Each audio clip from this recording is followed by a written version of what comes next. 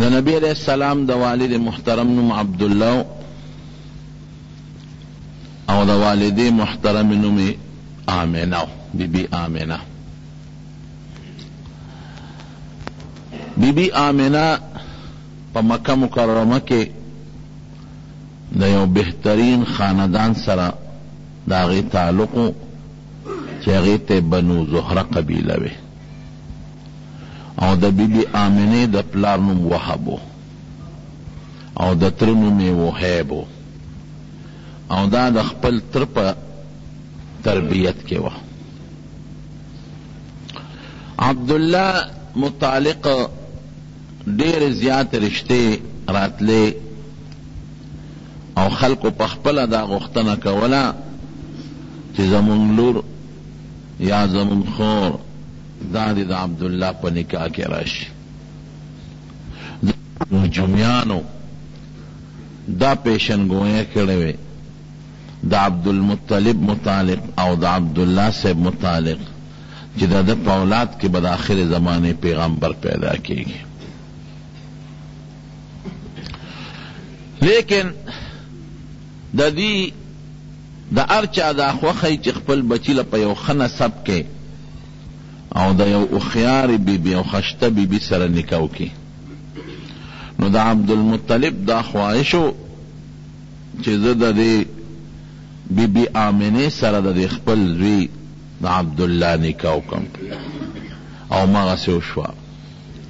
بی بی آمینہ دا وحب لور دا وحیب دا تر پا تربیت کی وا دیو غختلا تر ورطا ورکلا. کلچی نکالت للنو دی وقت کی دا عبداللہ دا حضور پاک دا والد محترم عمر اولس کالا دے تقریبا. نو دا با قانونو چی نکاح بوشوا نو اغا زمانہ کی دا رواجو نو دا نکاح والا کم ظلمی چی بو دا بدری یا سلور شپے دا دا آغا خزی پکور کے کولے تیرولے بے دا دا غوی یو رسمو او یو رواجو. او عجیبہ دا سیوشوا چی دا نبی علیہ السلام دا مور بی بی دا ترلور دا دی وحیب لور اغا عبدالمطلب زان لو غختا اغی پی رضا شو. ذکا ما تیر جمعہ در تپورا دا عبدالمطلب تاریخ ذکر کرده تقریبا. نو چی دی کل نکالت لل دا عبداللہ ور پس شاعت پلارا ور روانو نو پا مکہ مکرمہ کی یو یہودن خزاوا او سو کوئی کاہناوا نو دوالا با ام با یہودن و ام دیا کہانت دا علم ور سراو. نو دا اتفاقا پلارا باندے ولاڑاوا. نو عبداللہ سے بھی اولیدا نو چی دے سنگا اولیدا نو دلے دعوت ورک دا گناہ چی منکر راشا. نو عبداللہ و تا انکارو کو او یو دو شیرونے و تا ایمانے دادا چی حلال خلق او پاک خلق گناہ نکئی او پاک خلق د خپل ځان د پاره د پاکو انتخاب کئی. داس یو دو شیرونے و تاوی او ز گناہ نکم ناروا نکم او عبداللہ سیبتن اختیر شو. عبدالمطلب ځان سره کسان بوتلیو دی مخ کې تلیو او د بی بی آمینه سره د عبداللہ سیب نکاح وکړه او کم چې د بی بی آمینه ترو وهیب دا اغلور سره خپل نکاح وکړه. دوا نکاحونه په یو ورځ شو. نو دا دی د زول رسم مطابق عبداللہ دریش پہ دا د سخر پکور باندې تیرې کړې. دا دا غی رسمو دا نکاح نه پس بدا پاته کېدل. نو چې دریر ورځې پس پلاره د عبداللہ را روان دی نو هغه ښځه چې مخکې پتلو کې د ګناه دعوت ورکړی هغه ورته دروازه کې ولاړه وه. نو عبداللہ له آواز ورکړ. نو چې عبداللہ ته وکتل وی چته تللی وی وی زه تللی او د وهب لور د آمینې سره مې نکاح شوه. وی ښه غوږ کېږده وی زه څه پلیته ښځه نه یم ګورې او نه زه زناکاره ښځه یم. ته چې پلاره تلې نو ستا په دې تندي کې ما د آخر زمانې د پیغمبر د پیغمبرۍ رڼا صحیح کړه د خپل کهانت او د خپل علم په بنیاد. ما ستا تندی معلوم که چې په دې تندي کې یو داسې نورانیت او رڼا پرته ده چې هغه نورانیت او رڼا به د آخر زمانې د پیغمبر په شکل کې پیدا کیږي. نو ما وی چې دا رڼا به تا نه زه ځان ته راکاږم او دا د آخر زمانې پیغمبر به زمانه پیدا شي. خو اوس مې د زناکاره نیم دا مې دیله دا دعوت ترکه. خو اوس هغه رڼا ستانه د وهب لور آمنې راښکلې د ضرورت مې دته نشته. هغه وی زم ګناه نه کوم. د نبی علیہ السلام د پیدایش نه مخکې داسې نښې نښانې زلنده ښکارېدې. څه درته ما تېره جمعه ویلې دي. بی بی آمنه وی د حضور پاک والده محترمه وی په ښځو باندې چې د حمل په زمانه کې د امید په زمانه کې کم تکلیف تیریږي وی ما دا تکلیف نه دی محسوس کړی، نه مې بوج محسوس کړی دی، نه مې درونوالی محسوس کړی دی او نه ما ته څه تکلیف رسېدلی دی. او داسې عجیبه زمانه وه چې یو ځل زه په کټ کې خوب د شپې نه راته اوړېدم راوړېدم نو ما یو غیبي سړي نه یو غیبي آواز واورېد. وی هغه سړی ما ته وی چې ای آمنې ته څه خبرې چې ستا په ګېډه د دې امت سردار پروت دی او دا هلک چې پیدا شي دله به نوم محمد اږدې ګورې صلی الله علیه وسلم او چې پیدا شي نو یو دم به پی چې هغه دم یې راته وښو. سیرت ابن هشام کې شته دا واقعه. اعیذه بالواحد من شر کل حاسد، اعیذه بالواحد من شر کل حاسد چې دا یو الله په نوم دې هلک له زه پناه غواړم د الله په نوم د شر د هر حاسد نه چې د حاسدانو د شر نه خدای پاک محفوظ کړي. او عجیبه دا وه چې په دغه زمانه کې په مکه مکرمه کې قاتو مکه کې خاصم واد غیر ذی زرع دشت او خشک علاقه ده خو بیا من په دې غرونو باندې د غر دا واړه واړه بوټي کېدل او کبلې به پکې زرغونېدلې نو خلکو به سارو لته ګیا ورکوله نو د سارو ګیاګانې میاګانې نه وې باران بند شوی او چې کله د نبی علیہ السلام زما امید پیدا شو د حضور پاک متعلق نو مکه مکرمه کې خدای فراخ سالی پیدا کړه بارانونو شو او په غرونو په دشتو ګیاګانې زرغونې شوې او د خلکو د ګډو چیلو او د اوښانو غولاندې د پیو نه ډکې شوې او د خلکو څاروي د وازګو نه ډک شو. وی قسم دې زه پوهېدم چې دا د ما د دې بچي برکات دي چې لا دنیا ته دی تشریف نه دی راوړی لا پیدا شوي نه دي او په مکه مکرمه کې خدای پاک فراخ سالی پیدا کړه. بیا د پیدایش په وخت کې چې دی کله پیدا کېده نو ناشنا حالات او واقعات سرګن شوي دي. عبدالمطلب وی ما یو خوب ولید وی زم لاسته مو زما د شان یو زنځیر اوچت شو او هغه زنځیر تا اسمان سره ولګېد یو سر زما په شا پروت دی او بل اسمان سره ولګېد او ایناګانه هغه زنځیر په اونه بدل شو اونه ته جوړه شو او د هغې اونې خرامونه پیدا شو او په خرامونو کې سانګې جوړه شي او په سانګو کې میوې جوړه شي. وی ډېر خلک راځي چې دا اونه کټ کي خو یو خشتا لږ دی خوبصورت هغه ته خلک منې کوي څوک ورته نږدې نه پرېږدي. نو وی په دې اونه کې چې کومې میوې وې نو ما لاس اوچت که چې ځم ته یو میوه روشو کوم خو زما لاس نه ور رسېده زه به زما لاس به واپس را پرېوت.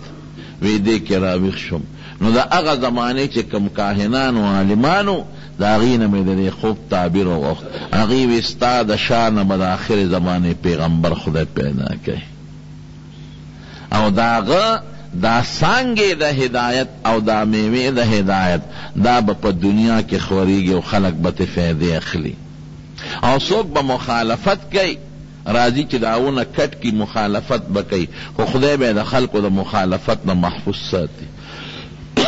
وی ته هغه میوې ته ونه رسېدې نو د هغه د نبوت زمانې نه به ته مخکې مرې.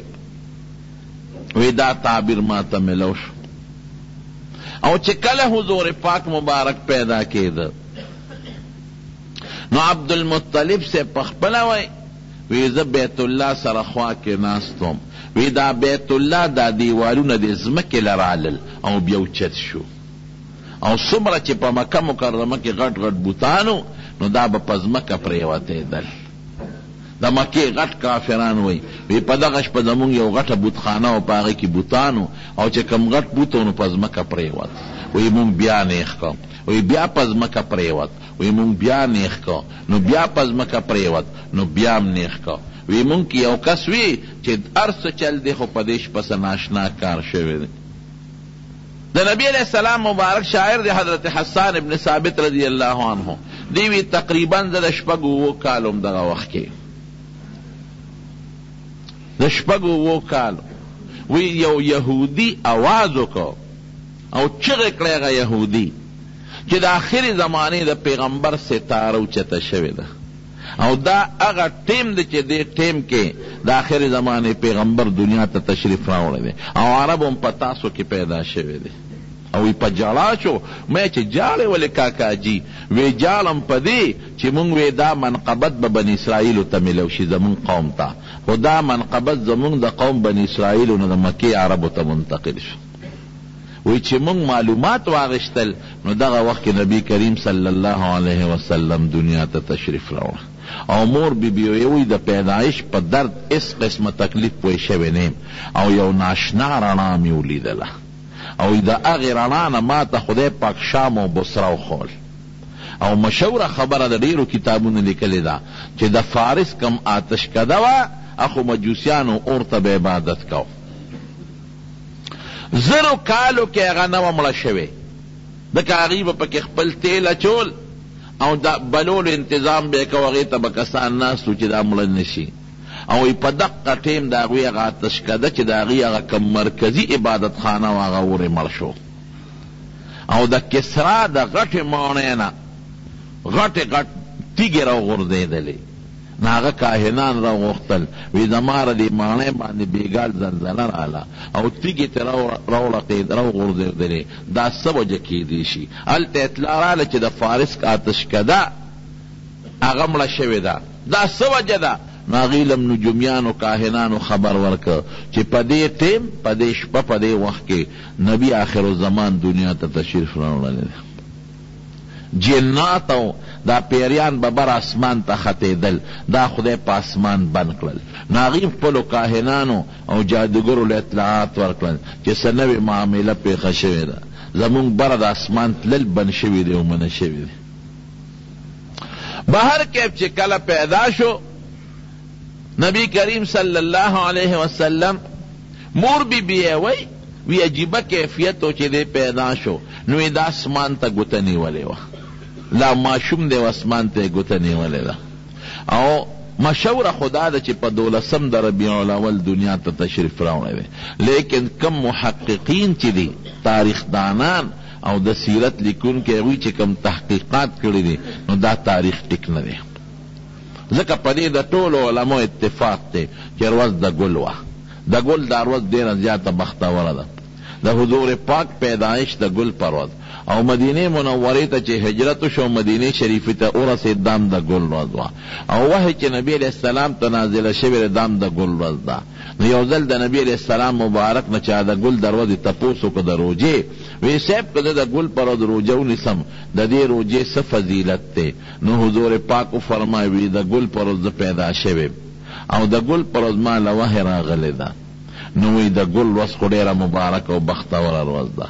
مسلم شریف کې حدیث دی، او یو حدیث کې راځي چې نبی علیہ السلام به د ګل پر ورځ عموما روجه نیوله، د ګل پر ورځ باندې. نو د ګل ورځ دا بختوره ورځ د رڼو ورځ د ګل وه او میاشت د ربیع الاول وه. نو چې د ګل ورځ او د ربیع الاول د میاشت دوی حساب کوي، او د اصحاب الفیل چې تیره جمعه مې قصه کړې وه د هغوی د هلاکت 50 ورځې تېرې شوې وې، نو دی وی چې دا 12 نه جوړېږي، په دغه کال 12 دا کېدی نشي، نو څوک 8 د ربیع الاول یادوي، خو زیات تر محققین 9 د ربیع الاول یادوي.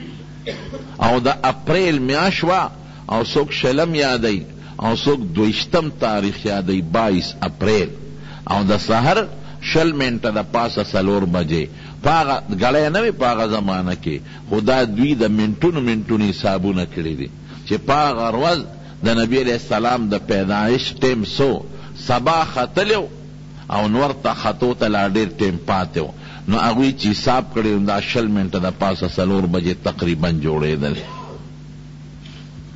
چې څنګه پیدا شو عبدالمطلب خدا ناشنا واقع ولیدله نو زر راغی د خپل زوی کور ته د عبدالله صاحب کور ته او چې څنګه راغی نو تپوس یې وکړه هغه ته خو د انګور پته وه وی دا معشوم خدای پاک پیدا کړی دی وی شاه بزرې ټوکله کې ونغاړه او مال یې راکړه نو عبدالمطلب ته په لاس کې واغېسته او اوچت یې که ولاړ وی زه په ده لومبې د بیت الله طواف کوم نو د بیت الله نه پې طواف وکړه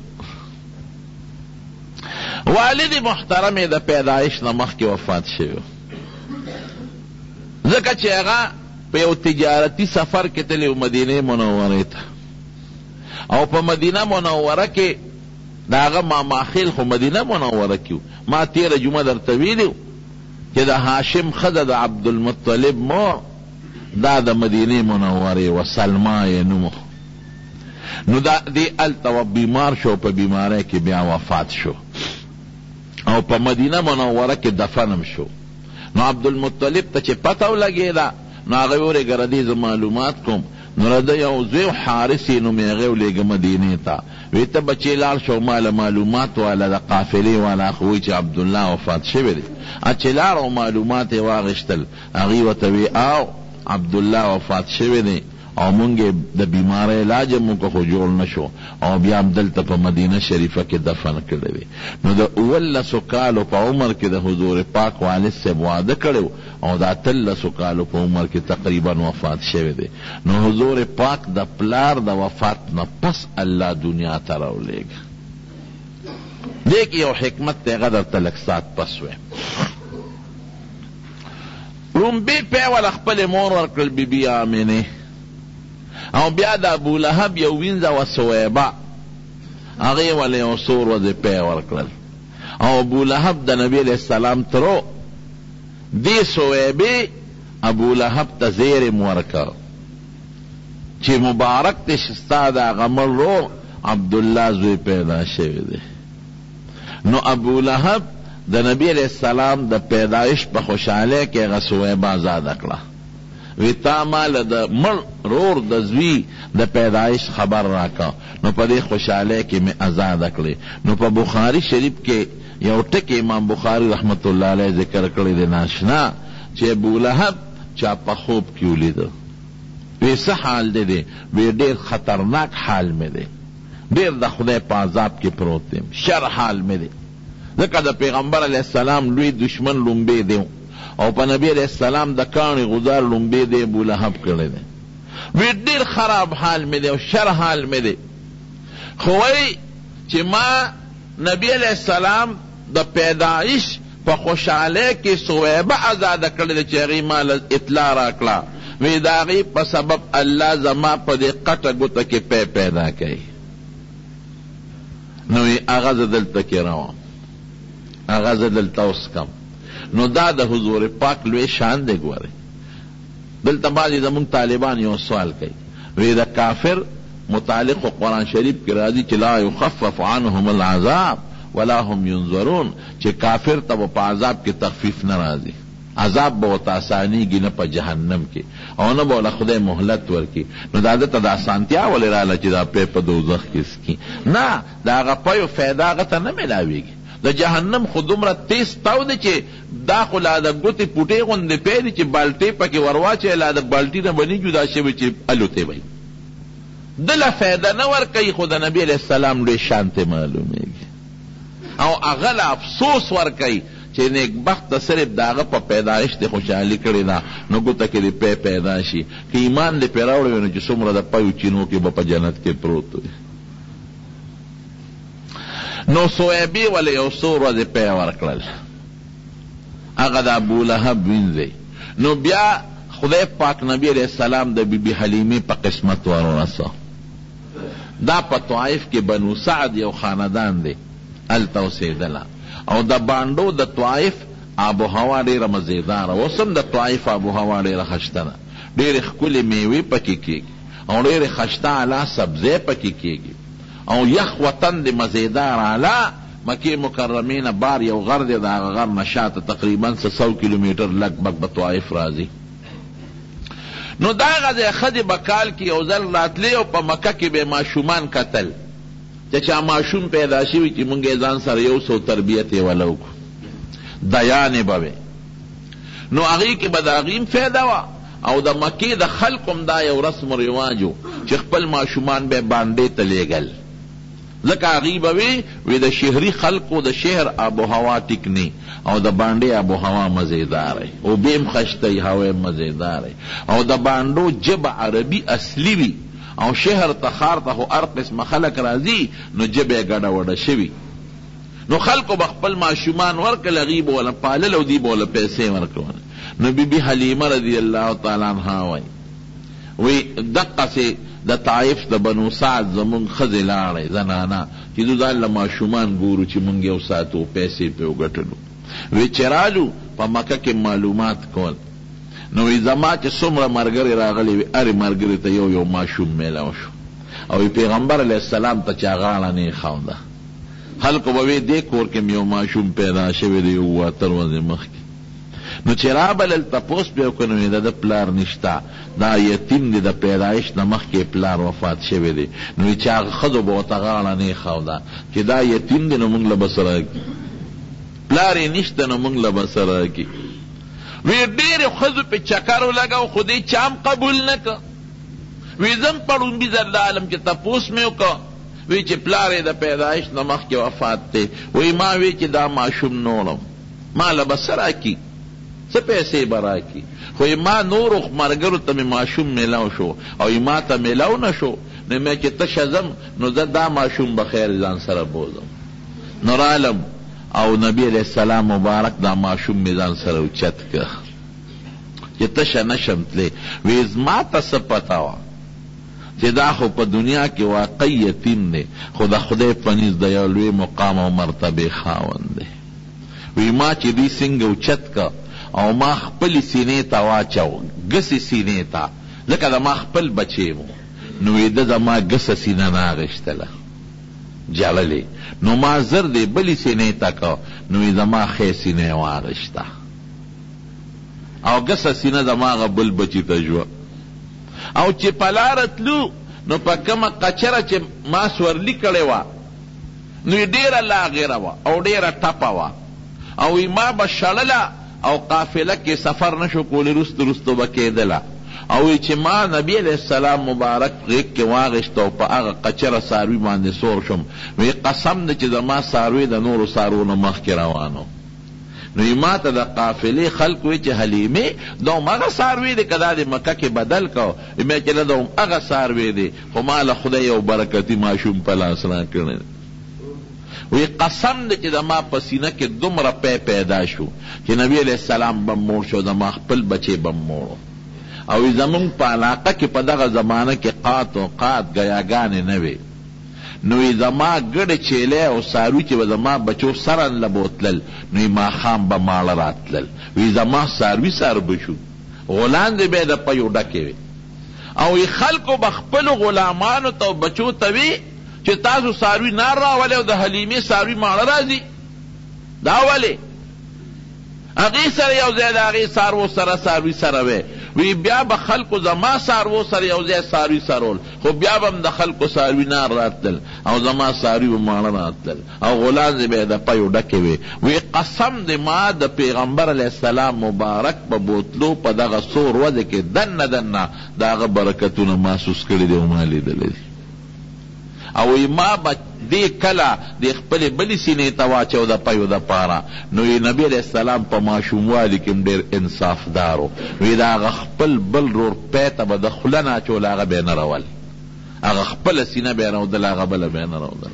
او عجیبه ناشنا ټکې سیرت ابن هشام کې شته او په مستد احمد کې هم شته، نور علما هم لیکلي دي چې نبی علیہ السلام مبارک به ما دې مونږ ورته اورنۍ وایو که نه، ماشوم نه چې کوم نوم به ټوکړه تاوی وی ما به په ونه کې دی واچو نو ماشومان خو لته وی چې ویس پړی او ځان نه هغه ټوکړه غورځئ وی یقین وکړه چې ما به دې په ونه کې واچو او زه به رالم وی د ده نور وجود که به ښکاره شوی خو د نامه نه لاندې عورت پر ده همیشه پټو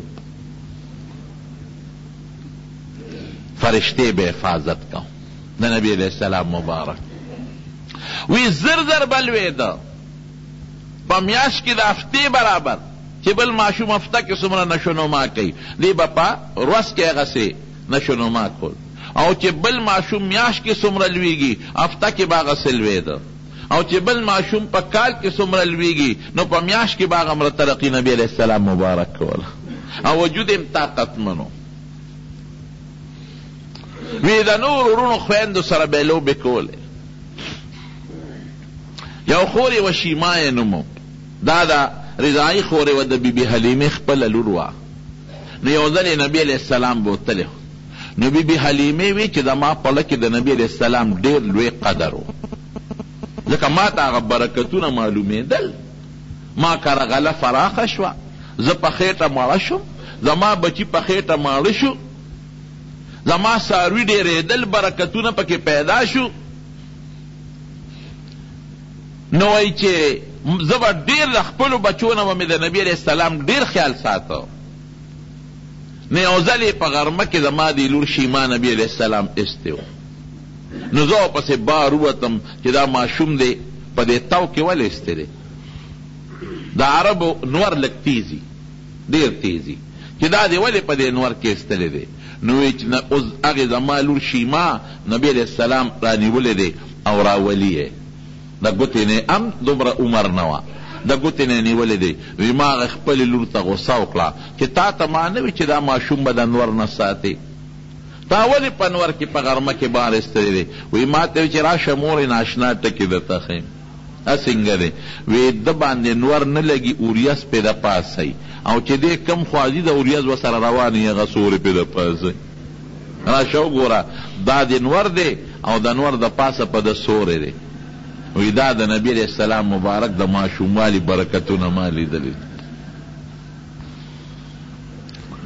وی یو ځل 2 کاله چې مو له پی ورکړل نو ما دی راوست خپلې مور بیبي له چې مور ته یې حواله کوم ویله مې نو خو قانون به دا و چې 2 کاله به د ماشوم ساته زیات پرې نه ساته نو چې مې راوست نو په مکه مکرمه کې وبا وه طاعون بیماري وه نو ما ته مور ته مې ویلی و چې دا ماشوم دی زما خو نه کېږي او مکه کې وبا ده نو که دې خوښی خیر دې ما له پیسې مه راکوه اجرت مه راکوه دې به زه واپس بوځم وی مور یې راته وی چې او دلته وبا داسې نه بیماري ورته ونه لګي واپس یې بوځم وی ډېر زیات پې خوشحاله شو نو بیا مې بوته نو 2 کاله را سره زیاتي عمر یې تېر که 4 کاله یې دې سره تېر کړي وی یو ځل په طایف کې یو میله لګېدلې وه نو مونږ هغه میلې ته ولاړو دا جادوګر د خپل جادوګري ښکاره کوي که نه جادوګري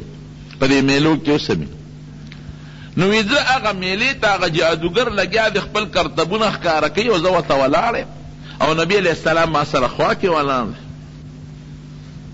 وی دې کې د هغه جادوګر په پیغمبر علیه السلام نظر شو وی چې څنګه پې نظر شو وی د جادوګر چغې کړې چې دا ماشوم مړ کې دا ختم کې د دې ماشوم د وجې نه به زمونږ د پلار نیکه دین ختمېږي الی دې مړ کې وی ما نبی علیہ السلام ځان ته رانږدې کو او جادوګر ته مې غوسه وکړه چې د خدای دې بې خباسه زما بچې وجنې ته خو رانږدې شه څوک خو زما زوی ته رانږدې شي خو ماشوم له خو د چا لاس نه ورځي یاره وی زه پوه شم برکتونه خو مې لیدل او اتفاق دا وی چې په قافله کې کله زه روانم وی نبي علیہ السلام ما سره دی هغه زمان پی ورکول دا مخ ښکاره شو نو هغه ورته وکتل وی ما ته وی چې د دې ماشوم څه نوم دی وی ما ورته وی چې د نوم محمد دی صلی الله علیه وسلم د ده د پلار څه نوم دی نو ما ورته د خپل خاوند نوم واغېسته چې پلار یې دا دی ولاړ دی او دی نوم دی حارث او ما ته وی چې د مورې څه نوم دی؟ وی ما ورته وی چې دې مورې مو زما نوم آمنه دی. وی ما ته هغه نجومي وی چې کله دې ماشوم د پلار نوم عبدالله وی او دې وخت کې مړ وی جمدې نه وی او د مور نوم یې آمنه وی، دا اوس ما لاله وجمې. خو ته وی چې دې پلار دی جمدې دی نوم دې حارث ولا خو او ته وی زی مورم او نوم ستا حلیمه دی، نو دا په شک کې دی واچولم. وی ما ورته وی چې ولې دی وجه؟ وی د دې ماشوم شکل د آخر زمانې د پیغمبر په شانته دی، د تندین د آخر زمانې د نبوت رڼا روزي، خو د هغه په صفتونو کې دا لیکلي چې پلار به د پیدایش نه مخکې وفات شوي او د پلار نوم به عبدالله او د مور نوم به آمنه، نو د دې په دې وخت کې په شک کې واچولو. وی مې چې شکر دی چې خپل نوم مې ورته ښوولی او دا خپل پلار مې ورته ښوولی، دا خپل خاوند مې ورته ښوولی دی. وی یو ځل زما خپل ماشومان وروڼه خویندې په منډه رالل، وی ما ته وی چې مورې هغه زمونږ قریشي رور خو چا مړ که؟ وی بس په ما هیبت راغی. مې چې دا خو لانجه پیښه شو، نجومیان او کاهنان او یهودیان خو د متعلق اطلاعات او خبرې ورکوي، مسله پیښه شو. مې چې ولې؟ وی چې هلته مونږ لوبې کولې او یو څو کسان رالل او چړې یې راوویستې او په سینه کې یې ولې وټومبلې. وی بس ما چغې جوړې کړې، خاوند ته مې وی سړیاله راشه. وی منډه مې کړه چې راشه مونږ ته ځای وښایه. وی ماشومان را سره و، وی هغه ځای له یې بوتلو. وی چې هلته سینګ ورسېدو ام کتل، وی نبي علیه السلام دقسې یک تنها ولاړ دی او شین ګوشین، هېڅوک نشته، نه پې د وینې اثر شته او نه سره چړې چاکو داغ شته. زر مې وکته او یو چت مې که او سینې پورې مې ونیوه او کور ته مې راوسته. ویرېدم. وی ما ته مې خاوند وی چې دا به چېته پیریان میریان او یا چېته بل څه شی به و د غیب سالم به. دا صادر ګرځي خدای مو مخه جومات کې زمونږ برکار شروع دی، نو تاسو ته ما مخکې پاتې پلسترې شروع دي، نو زړه د اخلاص نه مدد وکړئ، تعاون وکړئ ورسره. ځکه ما تاسو ته ویلو چې مونږ عامه چنده نه غواړو او نه چا ته چندې وایو نه چا نه غواړو، بس دا چې خدای پاک د چا په لاس کې دا کار کړي نو د هغوی نه خدای پاک به دا انشاءالله دا کار اخلي. بهر کیف وی شین ګوشین ولاړو، کور ته مې راوسته. چې مې کور ته راوسته او کله نبي علیه السلام یو پوټی قلار شو، نو ما ته تپوس وکړ بچې څه چلو؟ وی راته وی چې مورې، نو هغې بیبي حلیمې ته به مور وی، مور یو دو سړي رالل. وی هغه یو ابل نه تپوس کړي چې دا هلک دی؟ هغه ورته وی هم دا هلک دی. وی زه یې ونیولم او چړې چاقینچانې چاکوان ورسره و، هغه یې راوویستل او ما ته وی چې بچې مه یېرېږه، تا نه به خدای د دې امت مشر او سردار جوړوي. تسلي راکړه او دې ځای کې د دې سینې د دې قوتي نه تر د دې نامه پورې د دې خېټې پورې دا ځای رالوشلو او زه په دړ نیم پېښ شوی. او بیا زما د دې وجود نه نبي علیه السلام وروستو دا قصه بیا کړې ده، دا یې وروستو قصه کوي، خو که لا ماشوم دی پوهېږي نه. زما د دې وجود نه زما زړه راوویسته او ځان سره د زمزم اوبه راوړې وې. حضور پاک به وروسته وی چې دا زما ماشوموالي کې کوم قصه در شوي سینه شلېدلې شوې وه، وی چړی چاکوان او سامان ټول د جنتو او بره زمزم وې. نو زما زړه پې ووینځه او د زړه سره داسې پوټینۍ غوندې غوښه وه، وی هغه یې تیف شو کوله اخ یې غورځوله. وی هغه یو دی بل ته وایي چې دا د انسان زړه سره د شیطان د ناستې جالی چې دا تې ختمه کو. او بیا یو کاسه وه چې هغه د سرو زرو وه او هغه د علم او د حکمت نه ډکه وه. هغه کاسه زما په دې زړه کې ورواړوله او زما رګونه پې ډک شو او بیا ورسره یو مهر زما په زړه د پاسه هغه مهر لګاو او بیا زما هغه غوښه یو ځای کړه او لاس یې پرې راښ کړه، واپس ټیک شو. دا څلور کرته دا شق صدر شوی دی. یو وخت بیبي حلیمې کراو، نبی علیہ السلام تقریبا د څلورو کالو چې دا واقع پیښه ده. او بل دل د 10 کالو عمر ته چې نبی علیہ السلام ورسېد نو دا بیا شوې ده.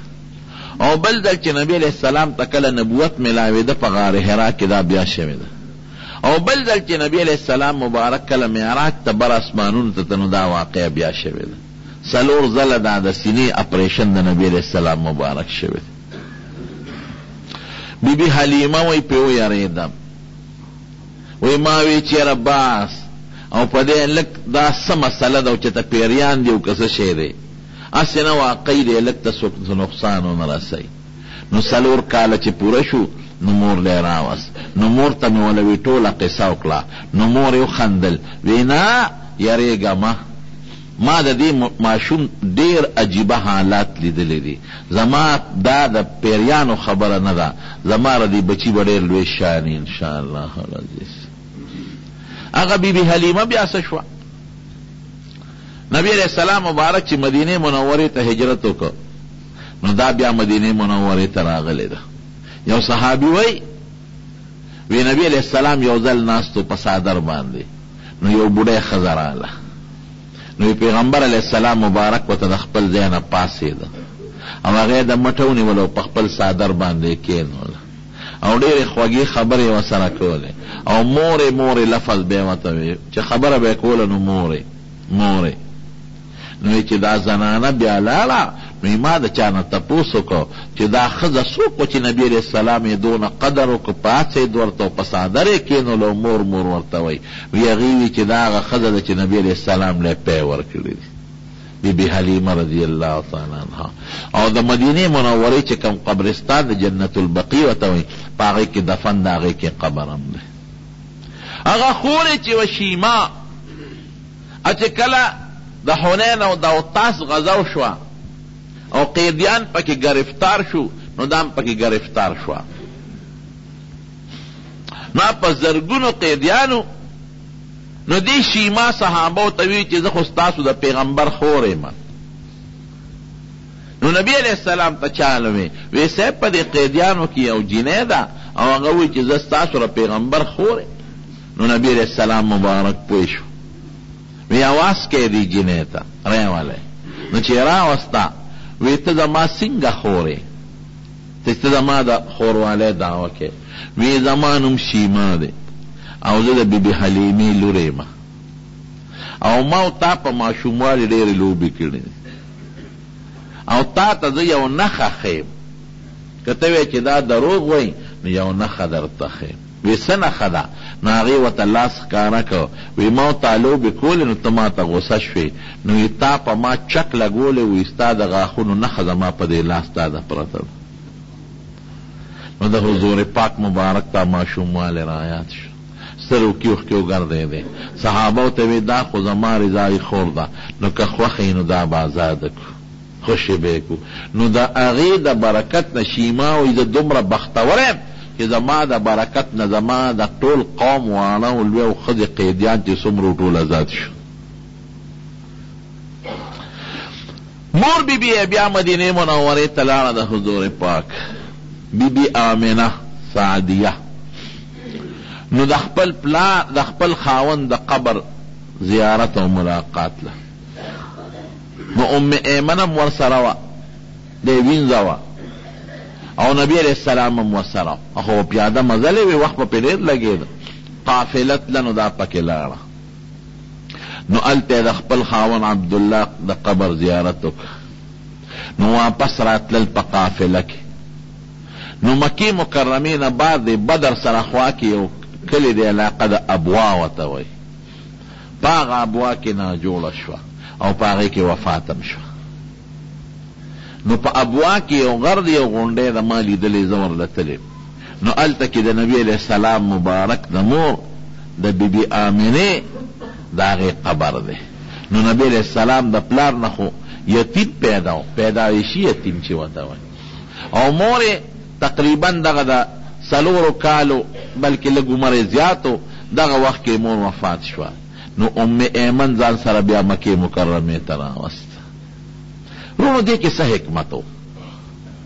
عقل خدا وی چې پلار یم جم دی وی او مور یم جم دی وه چې دا د یتیموالی دا دور پیړو راغلی نو لیکن دا اللہ یو حکمت تے قرآن شریف کے اللہ تعالیٰ پخپل فرمائے علم یجد کا یتیمان فآوا وی تما یتیم نوی منتلی تا خو یتیم وی یتیم میں پیدا کرے وی نو فآوا ما دل یو ٹکانا درکلا یو مأوا میں دل درکلا تاڑو دا یتیموالی اڑو سکا دی نہ کړي اڑو چا محسوس کړي نه چې دی یتیم دی لکه چې دا چا پلار وي نو پردي خلک هغه توجه نه ورکوي او چې یتیم نو خلک ول ډیره زیاته توجه ورکوي نو ما د خپل نیکه تربیت لرا واسطه چې عبدالمطلب دی هغه د تربیت وکړو نو د عبدالمطلب د وفات نه پس د تر تربیت وکړه ابو طالب او دواړو د داسې تربیت وکړه چې داسې تربیت بس د خپل بچي مونه کوي وجدک عائلا فاغنا اسم دمنو نو ما غنی کړي ما د بلا مالونه درکړه خو نبی علیہ السلام خو بساتل نه اخو به ویشل وجدک ضالا فهدا دی صورت کې راځي د شریعت علم د سرنو شریعت نه خبر نه وي قرآن می درته نازل کی شریعت نه مراد قرآن دی رو می درته قرآن نازله نو بیا ورته رستو وای اما الیتیم فلا تقهر وی پتا د یتیمه دا ور تیر شوی ګران دی که آسان دی سخت دی نو کبل یتیم د لراشي ګوره غصه به وته نه کوي پتا تیره ده دا خبره دا الله دا هغه یتیم د دور هغه حکمت په خپله ذکر کوي چې پتا د یتیمانه دور تیر شوی دی نو د نور یتیمانانو خیال ساته ګرانو که آسانو که ډېر مالم یتیم سری دولت می خلک یې خیالم ساتي خو په زړه کې چې د اختر ورځ راشي نو د په یتیم څنګه تېرېږي بیا ارمان چې نن هر یو پلار خپل بچی له پیسې ورکوي او په سر ولا لاس ایږدي او بابا ورته وایي که نن زمان بې نو ما به مته بابا ویلی زما په سر به م لاس راښکلی وي او ماله به م یو 5 روپۍ د اختر خو راکړی وی نو پتا د یتم د یتیموالي زمانه دور تیر دی هغه سوچو که ځانته د نورو یتیمانانو خیال به وساتې د دې وجې نه نبي کریم صلی الله علیه وسلم د یتیم متعلق ډېر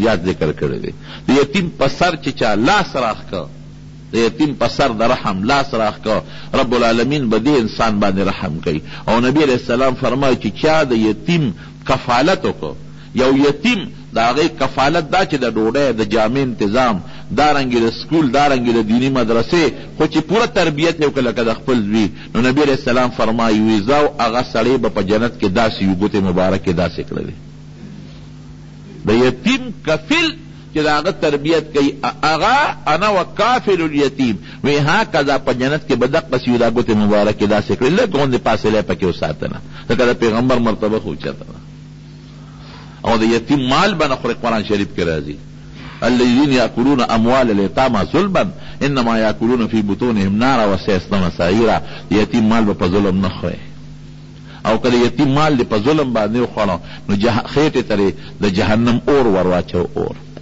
د دې وجه نه چې کوم سړی مړ شي او یتیمانان بچي تې پاتې شي نو موږ ورته وایو دا اسخاتونه ولا مه تقسیموئ مه تقسیموئ اسخاتونه هغه یتیمانان دې خو هسې مړ شو لال ختم شو دا مال خو د ده نه دی دا خو د هغه یتیمانانو بچی دی د هغه یتیمانانو مال مه بربادوئ دا د هغې مال دی دې پسې خیراتونه مه کوئ خو یتیمانان دي خو نه پوهېږي نو پسې خیرات کوه او ما پسې ده به ځان پسې په ژوند کو که نه که یو بالغ زوی پکې وي نو بالغ د خپل طرف نه پسې خیراتونه کولی شي خو د یتیمانانو مال به نه خیرات کوي دا د هغې حق دی ظلم به ورسره نه کوي ووجدک عائلا فاغنا تم مال د سره نو ما غني کړي نو قبل اما السائل فلا تنهر قبل فقیر راشي او سوال دنه کوي ګورې وې نه راټې ښه پتا دا د ورتل وجدک ضالا فهدا قرآن در سره نو ما د قرآن لوی نعمت تله درکه نو اما بنعمت ربک فحدث دا الله دا لوی نعمت چې قرآن دې اوس بل ته ورسوه دا د دې شکریه شو بلکې دنیا ته الله وښایي چې هغه انسان چې پلار پیدایش نه مخکې وفات او مور په ماشوموالي کې وفات ته چې زه غواړم د هغه نه داسې شخصیت جوړولی شم چې تر قیامته پورې د کربونو اربونو خلکو مقتدا او رهنما به دا زه کولی شم خدای پاک یې خلکو ته ښایي نور حکمتونه هم پکې دي بهر کیف تربیت نیکو کو او ډېر ناشنا طریقې سره تربیت پې کوم یو ځل یې سترګې خوږ وې سیرت ابن هشام کې شته چې سترګې خوږ وې. نو عبدالمطلب صاحب وی په عربو کې یو دمګر او کاهن وی هغه له مې بوتو چې زما دا یتیم بچی دی او سترګې خوږ دي، د باندې دم واچوه. او عجیبه وی دا وه چې هغه کاهن ته مې ور ډباو نو نه راوته، ور مې ډباو او د نبي هم دا سترګې کلکې خوږ وې نو نه راوته. وی دې کې زلزله شوه. وی چې یو جوق وشو، وی هغه کاهن په یو منډه دروازه کوله وکړه او بار راووته. وی ما ورته وی ما ته خو د خپل نصیب برکت معلومو. وی ما ورته وی چې زلزله ده، وی چې زلزله به یا وي یا ني، خو زما د دې بچي شان ما ته معلوم دی. دې سترګې خوږ وي نو ما وله تره استې او ور مې ډبو ته نه راوتې، نو خدای در باندې جلق راوسته او په خپل یې وله راوویستې. وی چې دا ټکي مې وی او هغه زما د انوسي ته وکتل چې څه چل دی پې. وی ما ورته چې سترګې خوږ دي. وی چې دارو خو ده سره خپله پراته دي. وی مې چې څه دارو دي؟ وی د حضور پاک د خولې مبارکې نه یې لاړې راوویستې او د نبي علیه السلام په سترګې پورې کړې. وی زه اوس به ټیکي. یا قپا قسات یې سترګې ټیک شوې چې د دې ماشوم خوله کې دارو پراته دي. لاړې او دا حقیقت هم دی. حضرت علی رضی الله عنه په خیبر کې یو قلا و ډېره سخته وه، ډېرې قلاګانې فتح شو، دغه قلا نه فتح کېده. نو نبی علیہ السلام مبارک د شپې نه وی سار له به دا قلا الله د هغه چا په لاس فتح کوي چې د هغه سره به د خدای مینی او د ده به خدای سره مینی. جنډه به هغه له ورکوم سار وختي. نو صحابه وی مونږ ټول د نبی علیہ السلام مخکې تېرېدو چې ماله به جنډه راکړي، بل وی ماله به راکړي، بل وی ماله به راکړي، ځکه چې د هغه په لاس به فتم کېږي او ده سره به د خدای مینی او د ده به خدای سره مینی. دا صفت بچا کی نو چې هر یو تېرېده چې ما ته به آواز وکړي. وی نبي علیہ السلام آواز وکړه چې این علي ابن ابي طالب. علي څه شو؟ د ابو طالب زوی. مو وی چې صاحب سترګې خوږ دي. وی ورشه آواز کې ورته. نو علي صاحب هم راوغوښته. نو چې راوغوښته حضرت علي صاحب فرمایي د ما آشو به چشمو سترګونه مې دا اوښکې بهېدلې او سترګې مې تکې سرې وې. وی نبي علیہ السلام مبارک را سترګې دم کړې او لاړې مبارکې پرې رالتو کړې. وی ټیک ټاک شوې. وی جنډه راکړه چې ورځت خدای پاک د هغه په لاس پته راوسته. او یا دا هجرت په موقع حضرت ابوبکر صدیق رضی الله عنه چې مارو چیچه نو نبی علیہ السلام خپلې لاړې مبارکې د هغه ځای نه تاو کړې نو ټیک نه شو، په اساس ټیک شو، برابر شو. یا داسې نور ډېر واقعات شته چې حضور پاک به پې دم اچو او دم سره به یې د خولې نه ورته نری نری لاړې توکلې نو خدای به پکې شفا ورکوله. سترګې ټیک ټاک شو. یو ځل باران نه کېده نو عربو عبدالمطلب لرال چې ته د بیت الله مشر او د زمزم د اوبو مشر نو تراشه څه چل وکړه باران نه کېږي چې خدای ته سوال وکړو. نو ابو طالب صاحب ورېږه ما سره انتظام شته که نه؟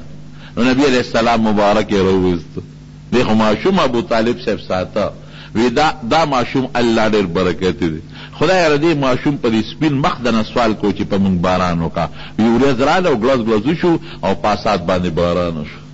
وابیض یستسقى الغمام بوجهه، بخاری کې راځي وابیض یستسقى الغمام بوجهه سمال الیتامى عصمة للارامل. وی خشتخ کل سپین مخ دی او خلک چې باران غواړي د په دې مخ باران غواړي په ماشوموالي کې.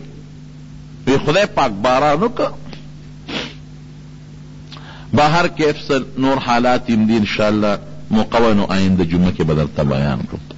نو د نبی کریم صلی الله علیه وسلم د ولادت مبارک دا میاشت رونه مونږ به په دې کې څه کوو؟ نو دې میاشت کې څه داسې خاص اعمال نشته چې مونږ د هغه یو خاص عمل وکړو. اس داسې خاص عمل نشته. که څوک خیرات کوي دې میاشت کې هم کولی شي او بله کې هم کولی شي. د خیرات دپاره څه ضرورت دی او د میاشتې تخصیص نشته. خو دې وخت کې خلکو ته لکه سړي پلار مړي او کال پسې هغه د کلیز هغه ورځ راشي نو خلکو ته د پلار هغه ورځ را یاد شي چې په دې ورځ مې پلار مړو، په دې میاشت کې نو خلک خیرات وکړي. نو په دې وجه په دې میاشت کې د نبي علیہ السلام حالات خلکو ته رامخکې چې علما بیان کړي خلکو ته پته ولګي. نو یاره راشه دا میاشت او بل میاشت د برکت میاشت هم ده نو راشه میاشت هم د برکت ده او د نبي علیہ السلام مبارک د وفات هم ده نو خیرات به پکې وکړو. نور څه خاص ورځ په شریعت کې دا حکم نشته چې په دې ورځ او په دې میاشت کې خیرات کوئ او په دې کې مه کوئ، بل درود شریف لږ زیات لوستل پکار دي په نبي علیه السلام مبارک. بل رونو مونږ به په دې میاشت کې د پیغمبر علیه السلام په پیدایش د خوشحالۍ اظهار کوو، بالکل به د خوشحالۍ اظهار کوو. مونږ په دې ډېر خوشحاله یو الحمدلله چې مونږ له خدای دومره عظیم پیغمبر راکړی او مونږ یې د هغه امتیان پیدا کړي او دا نبی علیه السلام په پیدایش خوشحالي عبادت دی. ګورئ الله پې خوشحالیږي، خو په هغه طریقه به کوو چې د شریعت د دایرې نه پکې بار ونځو، په هغه طریقه به کوو څنګه چې صحابه وکړي دي او څنګه تابعین وکړي دي او څنګه ائمه او حضرات وکړي دي. نو دا بعضې خلک کوي داسې په دې پنجاب کې خلک دا زمونږ وطن خو لا ګزاره کوي. زه پروس کال تللی پنجاب ته، نو هلته کې د شپې را روان یو ځای کې هم دار وځې نو صاحب چې هلته مې وکتل چراغان دي او بلفونه دي او څه لوی نخرې پخرې دي. ما نه یېره وه خبره، داسې نخرې دي چې دا دیوالونه او دا دوکانونه او دا بلډینګونه د دې بلفونو ډک دي او شپه ده د شپې خو دوکانونه هلته کولوي مې او بند مې د ښځې دي او نر دي او کیرونه دي او پی دي او شربتونه دي. ما هغه ډرایور نه تپوس وکړه چا چې په لاره به وتلم، میں دا څه شی دی؟ وی آپ کو پتہ نہیں؟ میں بولے عید میلاد النبی ہے نا، دا خو عید میلاد النبی دی کنه. میں مونږ نه کوي کم بختیانو روژه نه نیسي او دا چراغان کوي او پنجابي ته چا ویله که وی دغه دا وی دا مونږ ولې نه کوي، وی دا جنوري پرورۍ کې په دې کې به پلار را اودس کوي او دا په هر جمعې کې به جومات ته پلار دی بیا او روژه به هم نه نیوله. لکه روژه ولې نه نیسې؟ وی پټان جانې روزه جانې پښتون پیشه او روژه پیشه او چې روژه ماتې به شو روژه به یې مونږ به یې نه کوو، چې روژه ماتې به شو نو خپې به یې مخکې پیکوړو ته راته وکړې وې. هلکه وی ظالمه وی روژه هم نه نیسې او مونځ هم نه کې او پیکوړو کبابو ته د مخکې نه خپې ته وکړې دي. وی څه کافر درته ښکارم، روژه به هم نه ماتم. نو هغې نه مونځ کوي نه روژې نیسي، خو یو څیز دی دا نه کوي او بس دغه کیرونه میرونه په دا شپه کې پاخه کړي او بې ستري او بې پردګي په کیو کې خنیره او په دې به هم خدای بخي. یاد وساتئ زما رونو، بخنه او خدای ته نزدېکت دا د نبي علیه السلام د سنتو په تابعدارۍ کې ده. حضور پاک دې له دنیا ته تشریف نه دی راوړی چې خلکو ته وایي زما په پیدایش خوشحالي وکړئ او مونځ کوئ او روژې نیسئ او د سنتو تابعداري مه کوئ. الله یطیع الله و اطیع الرسول، د خدای او د رسول تابعداري به کوئ. نو زمونږ جنت په دې کې دی، د الله خوشحالي په دې کې ده چې ته د پیغمبر علیه السلام مبارک سیرت وره هغسې لکم فی رسول الله اسوة حسنة، ستا دپاره نیکه نمونه چې د هغه په شان نمونه ځان له جوړه کړې. او که ستا شکل او ستا نمونه او ستا جامه او ستا کردار او ستا ولاړ او ناسته هر څه د انګریز په شانتې وي او صرف وی چې د نبي علیه السلام په پیدایش به زه چراغان هم کوم او جلوس به هم باسم او خوشحالي به هم کوم او لاسونه به هم پړقوم او چغې به هم پکې وام، نو په دې نه خلاصېږي، په دې مخه په دې هم خوشحالېږه ما. داسې هغه ځان له د زړه په زور خوشحالي راوستل دي. اصل جنت او اصل د خدای پاک د نزدېکت او جنت حاصلول د نبي علیه السلام په کردار خپلولو ده، د نبي علیه السلام مبارک په سنتو عمل کې ده او چې نبي علیه السلام د کوم څیز نه منع کړي دي د هغې نه موږ ځان وساتو.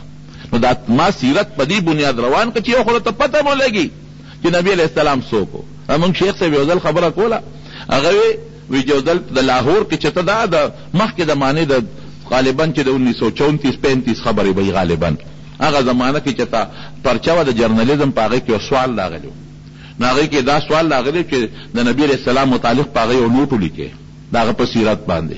نو بیا هغه پرچه چې داسې جوابات خلکو لیکلي چې هغه بیا په اخباراتو پې کالمې لیکلی وې، نو چا پکې لیکلي چې دا په کشمیر کې پیدا شوی دی، چا لیکلي چې په مکه مکرمه کې یو مالداره کورنۍ کې پیدا شوی دی، چا لیکلي چې مکه مکرمه کې یو سیټ کره پیدا شو، لسم تعلیم یې په مکه کې حاصل کړ او اعلی تعلیم دپاره آکسفورډ یونیورسټۍ ته تللی دی.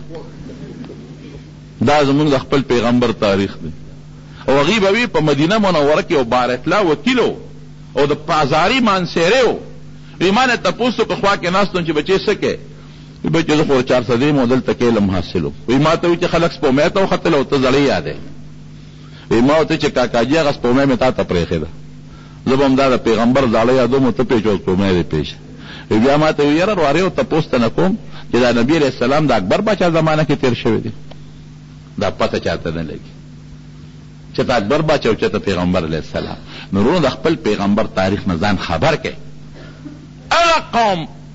هغه قوم بهترین قوم دی چې کم قوم خپل مشر یېر نه کو او بیا د پیغمبر علیہ السلام مبارک غوندې مشر خپل مشر او خپل زوړ تاریخ چې چا یېر کو، دا لاندې قوم دی، دا پریوتې قوم دی. زمونږ خفه کېږئ مخ په نصاب تعلیم ډېر ګنده روان دی. زمونږ په نصاب تعلیم کې د نبی علیہ السلام شان له هغه حیثیت نه دی ورکړی شوی کوم چې پکار دی. دا د اغیارو سوچ او فکر دی. یعنی زمونږ د اردو او د تاریخ په دې کتابونو کې اردو زده کې یا انګریزي زده کې، نو دا خو یو فرضي قصه چې دا مضمون نگار لیکي د اردو په کتابونو کې، نو دا اردو خو د پیغمبر علیہ السلام مبارک په سیرت کې هم زده کیدی شي که نه؟ د حضور پاک سیرت داسې لغات پکې راوړه چې ماشوم پې پوه شي که نه؟ هغه لغات پکې زده کي. یا په د بل تاریخ ټیک ته جغرافیې ته ضرورت دی چې د خپل ملک د حالاتو خبر شي، لیکن تاریخ کې زه څه کوم په مغلیه دور او په بل دور او په بل مالی څه فایده ده؟ په هغې کې د صحابه کرامو دور دی ولې زده نه کم، او په هغې کې د پیغمبر علیه السلام زمانه دی ولې زده نه کم؟ نو دا موږ دا مضمونونو ته دوی توجه نه ده ورکړې چې دا موږ د مسلمان قوم د خپل پیغمبر د تاریخ او د سیرت نه غافل او ناخبره پاتې شي. نو الله دې موږ له د نبی علیہ السلام په نقش قدم تل نصیب وګرځولی. رب العالمین زمونږ د پیغمبر علیہ السلام مبارک تابعدار جوړ کړي او د هغې اسوه حسنه د خدای زمونږ نصیب وګرځولی او د هغې سره د خدای په جنت کې ملګرتیا نصیبه کړي او د هغې د مبارک لاس د حوض کوثر اوبه د الله زمونږ نصیب وګرځولی کړي. خدای د شیطان د نقش قدم نه وساتي، الله د فتنو مصیبتونو آفتونو په امن کې وساتي. زمونږ دلته کې دا احسان حاجي صاحب احسان استاد زیب دی کور والا وفات شوي، هغې ته هم دعا وکړي چې رب العالمین مغفرت نصیب کړي، د آخرت وی سفر الله د روښانتیا کړي. او محمد زمان زمونږ د بدرخیلو نمشاد ورور وفات شو، هغې ته هم دعا وکړي چې الله مغفرت نصیب کړي. او ټاکلو کې دا مشتاق صاحب دی کور والا وفات شوي زمونږ د لالا جي لور وه، هغې ته هم دعا وکړي چې خدای پاک مغفرت نصیب کړي. نور څومره مردگان وفات دی الله دې ټولو بخي او الله دې زمونږ چې کوم مریضان دي په کورونو کې په هسپتالونو کې الله یې ټول له شفا ورکړي. الله ته زمونږ نه راضي شي. خدای ځنقدن وخت کې په خولې دا کلمه نصیب کړي چې لا اله الا الله محمد رسول الله. سنت پاتې شي نور خطو نه پس بالکل د امام محمد صاحب قول د مفتابهي د نور خطو نه پس چې دا سنت بیا وکړي. یو زنانه خاون مړ شي او هغه پریز کې وي، نو هغه زنانه په پرده کې د زوی په جنج باندې به نه دي، دا به عدت په خپل کور کې تیری. د خوشحالۍ جامې داسې او داسې د خوشحالۍ داسې خوشبویۍ پورې کول او لفټکې مفتکې پورې کول دا ګناه ده ټوله. د کور کې مشکلات دي، الله دې مشکلات په خیر بدل کړي. هغه کوي ویتر القضا شته دی. مومن چې ګناه کوي نو د هغه نه ایمان اوچتېږي او دوباره پکې بیا اخبار داسې ده. یو حدیث پاک کې راځي چې څوک په ګناه کې مبتلا شي نو ایمان ته اوچت شي. علما لیکي چې د دې نه مراد د ایمان هغه نښه ده. دغه وخت کې دی مؤمن دی، دې وخت کې دی مؤمن دی خو کامل مؤمن نه دی، د ایمان هغه کمال ته پورته شو، یا د ایمان چې کومه رڼا ده هغه رڼا د ایمان ته نه پورته شوه. دا تاویل پکې کوي. نه اخبار چې څوک ګوري نو د ایمان کې نه دي، بلې څه کوي.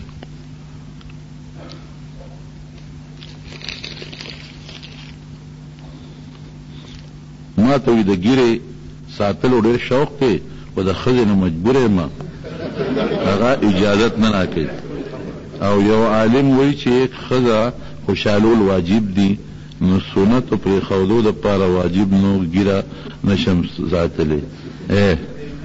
خبره داسې ده چې دا د ږیرې په مسله کې خو ترې کمانډر صاحب خوشحاله ساتي. کمانډر صاحب خو د ږیرې مسله کې خوشحاله ساتي، خو د دنیا مسله کې دم چې ته خوشحاله ساتلی ده او که یوازې په ږیره کې خوشحاله ساتلی ده. نبی علیہ السلام فرمایي حدیث کې راځي لا طاعة لمخلوق فی معصیة الخالق. دې سره بس تا ډېرې خبرې حل شي. یو خوا د الله تعالی او بل خوا د مخلوق، دو خبرې راغلې. نو د الله د تابعدارۍ په مسله کې به د مخلوق تابعداري نه کوي، الله مخکې دی. مخلوق رسته دی. نو د ښځې حقوق پوره کوه، لیکن دی خوا د الله حق د ښځې د حق نه بیا مخکې دی. د ښځې به په دې کې څه قسمه تابعداري نه کوي. او کمانډر صاحب پوهېږه که نه وایي سار اکثر ادیمه او مونږ رانه قضا کېږي، دا په عذر کې راځي که نه، دا هېڅ عذر کې نه راځي، ډېره اوږده شپه ده. خو وختي پاسه چې 3 ګنټې خوب وکړم د صحت دپاره دا کافي دی.